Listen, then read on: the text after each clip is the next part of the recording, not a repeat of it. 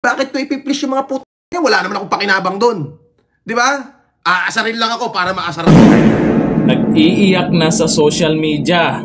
Mukhang piko na itong si Francis Leo Marcos aka Boy Singhot. Bakit natin tinatawag po nga pala itong Boy Singhot? Ayun o. Ayan. Ang tanong, ano kaya yung mahilig niyang sinisinghot? Baka naman pulburon. Kasi naman, nangyari na gano'n. Oh.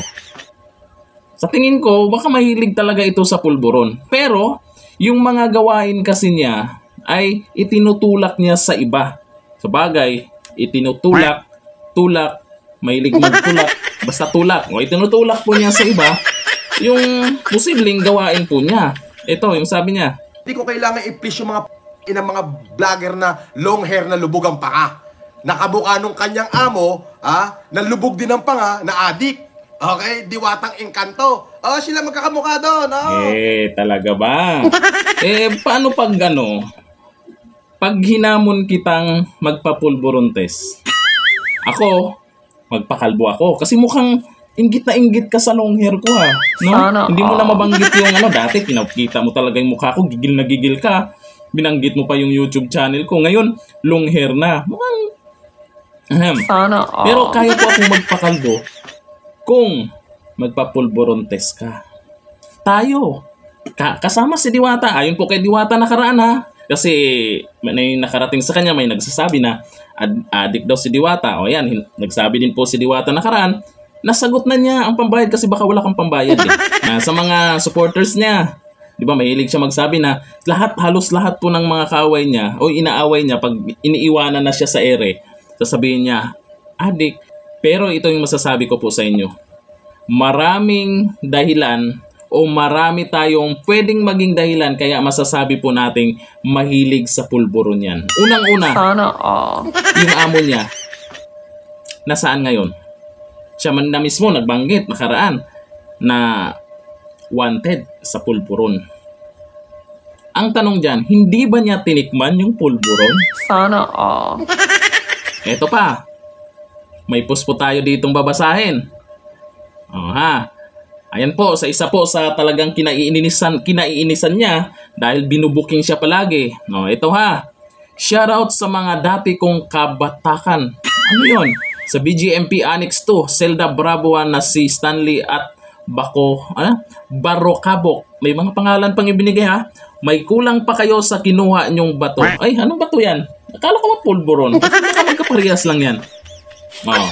Tapos, ito pa. Yung mahilig siyang magsinghot. Ganyan. Di ba maraming dahilan. At ito pa. Di ba yung mga mahilig magsinghot-singhot ng pulburon? Nabubulok yung ilong. Ano sa tingin nyo? Sino ngayon ang adik? Kami ni Diwata? O itong si Boy Singhot? Na walang ibang ginagawa. Singhot ng singhot. Tapos, isa pang paraan dyan para patunayan kung sino yung nagsasabi ng totoo. Kasi ito, sa 10 sinasabi niya ni Boy Singhot, 12 ang mali dyan. Sabihin nyo na magpapulburon test. Magpakalbo ako. Pumayag siya, magpakalbo po tayo para magkaalaman kung sino talaga ang mukhang adik. O kung sino talaga ang mahilig sa pulburon. Ito kasi, piko na po siya dahil yun nga, wala na po silang mahanap siguro na paraan kung paano ipatayo yung libreng parisan. Ang ganti lang niya, panlalait. Kaya yung mga tao mahilig manlait, malamang, gwapo yun. Kaya sa tingin nyo, gwapo ba yan? Para sa akin, gwapo yan. Yun nga lang, sa kakasinghot niya, mukhang nabubulok na yung dito niya.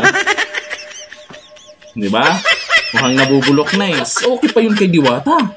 Siyempre pag tumulong, galing sa pinaghirapan niya, ito, galing sa pinagbubudulan niya. Tapos ngayon, sasabihin, ay, yung mga vlogger ni Diwata, hindi ko papatulan yan. Sino ba yan? Si Diwata, hindi ko papatulan. Hindi mo papatulan, pero nag-iiyak ka dyan sa live mo. Ang talino. Hindi papatulan, hindi papansinin. Pero, nag-iiyak sa live niya. Tapos, pilit talaga niyang ipagmayabang na mayaman siya. Ang dami na pong lumalabas ngayon. Meron pa nga nakaraan yung audio leak ng dati niyang amo. Nagmamakaawa. Ito namang dating nagbibigay sa kanya ng pang-humanitarian daw sa pagbibigas ay nag-iiyak daw ito pala. Kasi wala nang makain. Ang sabi, 3 dilis na lang ba yun? Yung ulam niya. Oh, tingnan nyo naman yan. Nag-iiyak. Kawawa naman.